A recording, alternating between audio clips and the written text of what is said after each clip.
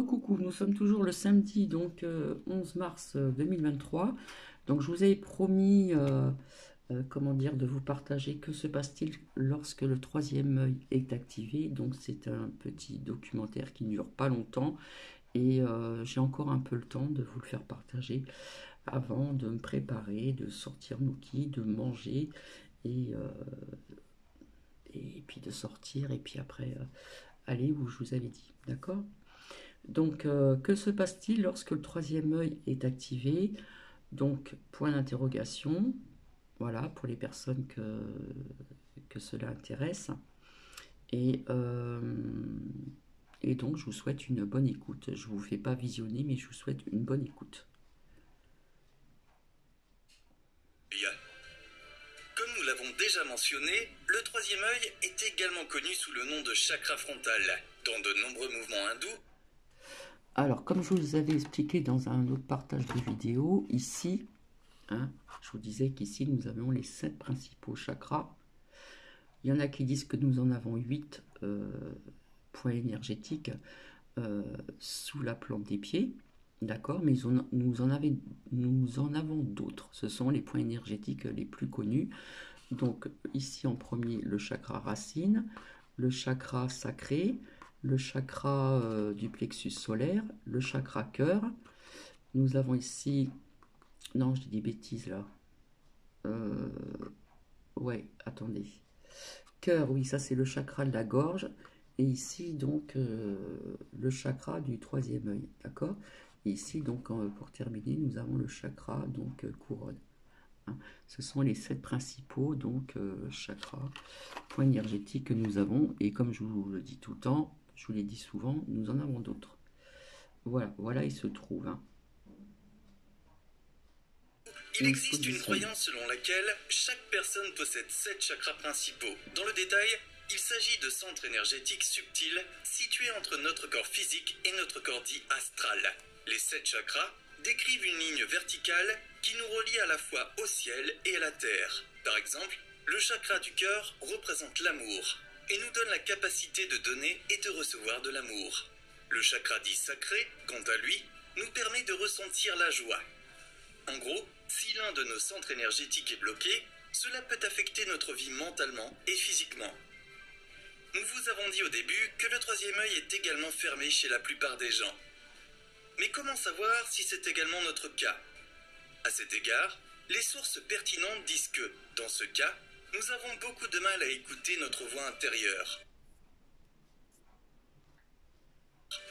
Les personnes dont le chakra frontal est fermé pensent et agissent donc de manière extrêmement rationnelle, en ignorant presque complètement leur intuition et leur instinct. À première vue, on pourrait penser qu'un mode de vie aussi réfléchi et contrôlé n'est pas mauvais du tout. En réalité, un tel blocage nous fait craindre d'essayer de nouvelles choses et de nous en tenir à nos schémas habituels. Plus encore, un chakra frontal bloqué a même un effet négatif sur notre bien-être physique, favorisant la dépression, les maux de tête, les vertiges et les troubles du sommeil.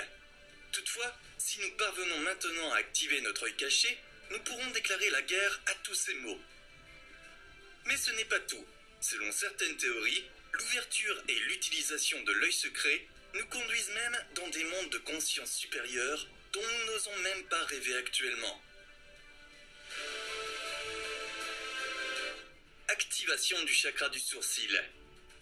Avant de découvrir les mondes passionnants dans lesquels nous pouvons pénétrer grâce à l'utilisation du troisième œil, nous devons d'abord clarifier une question fondamentale. Comment est-il possible d'ouvrir notre œil secret? À cet égard, plusieurs facteurs doivent interagir. Cela implique également que nous ayons une alimentation saine et équilibrée. Selon ce principe, les aliments nocifs et les stimulants tels que l'alcool, la nicotine et la caféine rendent difficile le déblocage de notre chakra frontal. Si vous fournissez à l'enveloppe physique de votre âme des vitamines importantes et donc une nouvelle énergie, vous créez des conditions optimales pour l'ouverture du troisième œil. En outre, certaines couleurs, notamment le violet et le bleu indigo, peuvent aider à stimuler le centre énergétique correspondant. Les pierres de guérison aident également à stabiliser le déséquilibre de l'approvisionnement en énergie dans le corps. Afin de pouvoir traiter de manière adéquate les nombreuses impressions que nous absorbons au cours de notre vie quotidienne, Un rythme de sommeil fixe est également essentiel. Des exercices réguliers de yoga et de méditation aident également à rétablir la connexion avec notre troisième œil. De nombreux hindous soulignent également la connexion avec leur chakra frontal de manière visuelle. Les points peints typiques entre les sourcils, En outre, certaines couleurs, notamment le violet et le bleu indigo, peuvent aider à stimuler le centre énergétique correspondant. Les pierres de guérison aident également à stabiliser le déséquilibre de l'approvisionnement en énergie dans le corps, afin de pouvoir traiter de manière adéquate les nombreuses impressions que nous absorbons au cours de notre vie quotidienne. Un rythme de sommeil fixe est également essentiel.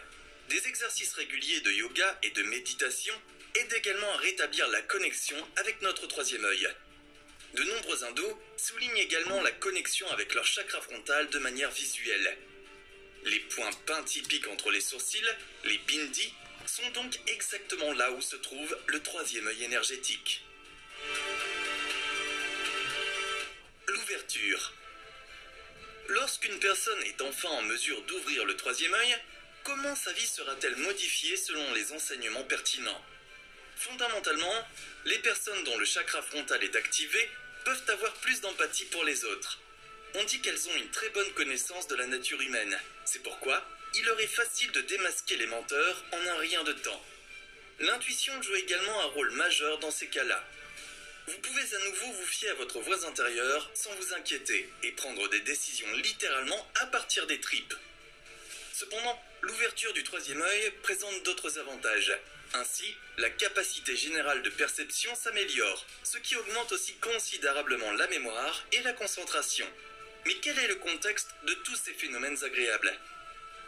D'un point de vue hindou, notre chakra frontal est étroitement lié à la glande pinéale. Celle-ci est située à l'arrière du mésencéphale et est responsable, entre autres, de la production de mélatonine. Et même en dehors des croyances religieuses, si l'équilibre de cette hormone dite du sommeil est perturbé, cela a un effet négatif sur notre bien-être physique et mental. Dans le yoga, les sécrétions formées dans la glande pinéale sont appelées amrutam. Ainsi, cet amrutam peut être intégré dans le système interne afin d'améliorer la santé globale. En même temps, en raison de ses propriétés chanceuses, l'amrutam agit presque comme une drogue endogène. Cependant, il peut aussi être utilisé pour atteindre un tout nouveau niveau de perception. Selon certaines théories, l'activation du troisième œil devrait même permettre des visions et des expériences de clairvoyance. Si nous avons jusqu'à présent concentré notre attention sur les conceptions de cet œil caché influencé par les hindous, il est maintenant temps de nous intéresser aux autres groupes qui portent ce mystère mystique à un niveau supérieur. Le troisième œil et les extraterrestres? En fait, ce symbolisme passionnant est loin d'être utilisé uniquement dans les rangs des hindous. C'est ainsi que les bouddhistes situent le troisième œil sur le front de Bouddha. De telles représentations sont également connues de la Mésoamérique. Il semble que le troisième œil symbolise souvent la capacité d'entrer en contact avec les sphères et les êtres spirituels auditifs. En conséquence, l'œil invisible représente toujours la connexion avec le grand inconnu. Par conséquent, l'hypothèse sous-jacente à ce symbolisme est que quelque chose existe au-delà de notre monde matériel que nous ne pouvons pas percevoir ou comprendre de manière conventionnelle. Souvent, le troisième œil représente la Terre, l'univers ou l'ensemble de la création. En matière de signes spirituels et de croyances, la route vers le préastronautique n'est une fois de plus pas loin. Pour rappel, cette parascience est basée sur l'hypothèse que les anciens étaient en contact régulier avec des intelligences extraterrestres. Les visiteurs extraterrestres, ayant révélé des connaissances et des technologies secrètes aux terriens, ils étaient adorés par ces derniers comme des divinités surnaturelles. Voilà pour cette théorie très controversée. Appliquée au cas du troisième œil, certains préastronautes convaincus posent donc la question suivante. Et si l'œil secret incarnait en fait la connexion avec ses invités extraterrestres du passé? Alors que les courants d'influence hindous associent encore étroitement le chakra frontal à la glande pinéale, dans les rangs des préastronautes, il est directement lié au thalamus. La raison en est que le troisième œil est représenté comme une structure en forme d'œuf dans de nombreuses illustrations anciennes. et le thalamus apparaît également optiquement comme deux œufs de forme identique. En termes simples, il s'agit des régions du cerveau responsables de la transmission des informations provenant des récepteurs sensoriels. Certains chercheurs, qui étudient la stimulation du thalamus chez des patients dans le coma, ont proposé que cette région ait l'influence la plus importante sur la conscience humaine. Peu importe que ce soit par les yeux ou les oreilles, toutes les informations que nous recueillons par nos organes sensoriels primaires atteignent d'abord le thalamus. Là, elles sont à nouveau triées et transmises au cortex cérébral. Compte tenu des propriétés étonnantes du thalamus, certains esprits créatifs se demandent si ce n'est pas un cadeau extraterrestre qui nous a donné la vie. En d'autres termes, les extraterrestres auraient aidé à créer l'homme.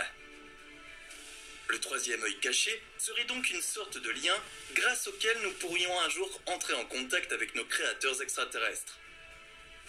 Cette hypothèse explosive est censée être étayée par certains symboles que les anciens Égyptiens ont laissés à l'histoire. Il s'agit essentiellement de l'œil d'Horus. À l'époque, celui-ci était considéré comme un signe de protection, de santé et de pouvoir royal.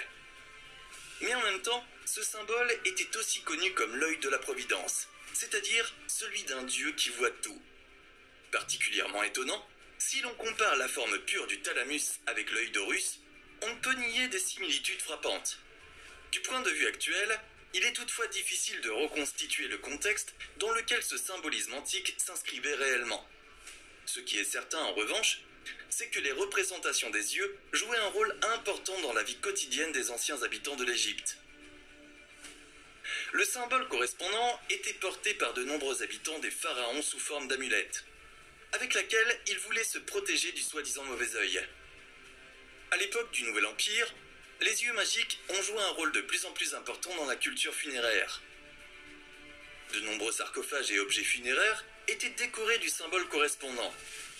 Outre la religion, les Égyptiens utilisaient également l'œil d'Horus en médecine. Les rapports mathématiques des symboles servaient de guide aux médecins de l'époque pour doser leurs remèdes.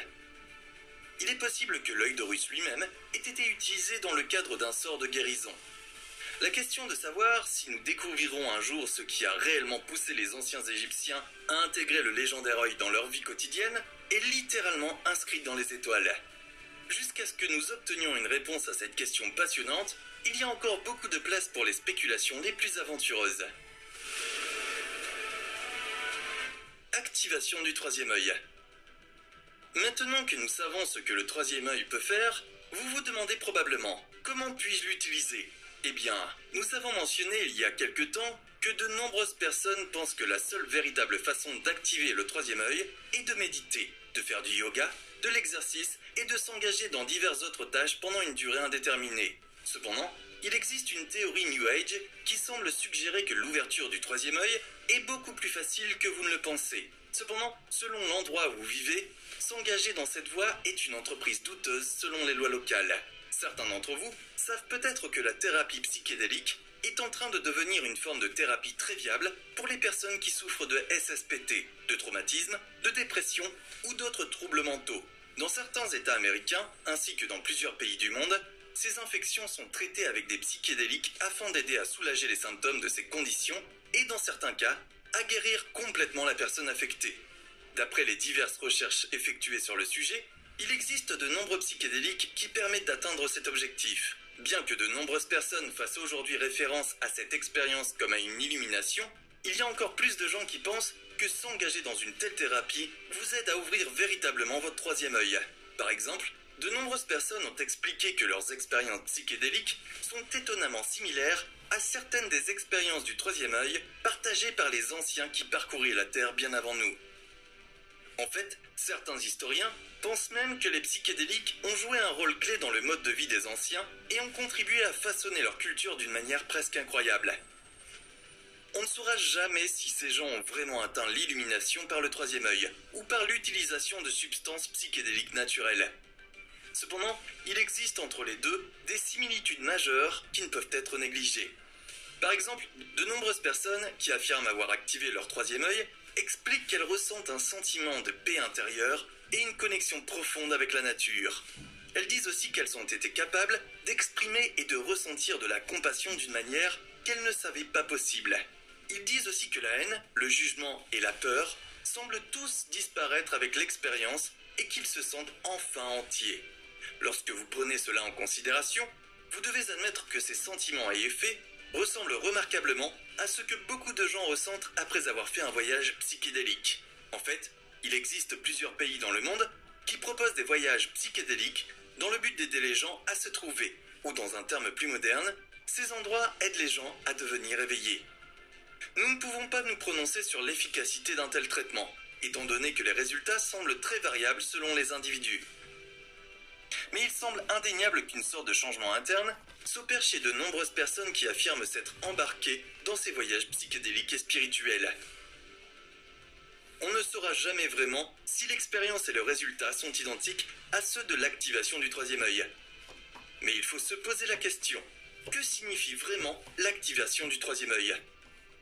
Beaucoup de gens disent qu'il s'agit d'une expérience inexplicable. D'autres disent, vous le saurez quand vous y serez. D'autres encore disent que tout cela n'est qu'un canular et que le troisième œil n'existe pas vraiment. Mais qu'en pensez-vous ? Très bien les amis, à vous de jouer maintenant. Donc voilà, j'ai trouvé ça intéressant. Et finalement, vous voyez, vis-à-vis de ce que j'ai sorti tout à l'heure, je me redécouvre. On dirait qu'il y a un lien avec ce que je viens de vous partager. Qui suis-je? Quels sont mes réels besoins? Qui est ce moi intérieur qui demande à se faire entendre? Je suis ici maintenant pour me découvrir et retrouver ma réelle identité voilée par tous ces blocages et toutes ces croyances illusoires. Je me prépare la naissance de la lumière divine en mon centre intérieur. Voilà, je vais vous laisser et je vous retrouve donc ultérieurement. Bisous, bisous.